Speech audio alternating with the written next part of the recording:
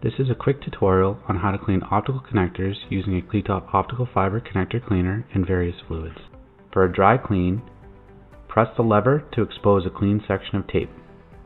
Hold the connector and touch to the optical tape and drag in a smooth straight line. For a wet to dry clean using cleaning fluid, apply a small amount of fluid to a clean section of tape. Touch the connector to the wet area and then drag in a smooth straight line onto a dry area. You can also use a cleaning pen.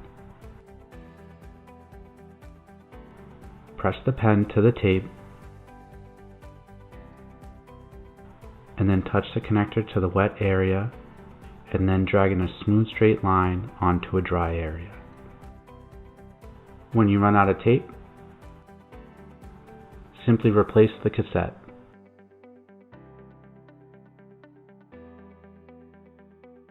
AFL offers a full line of cleaning products for fiber optic connectors.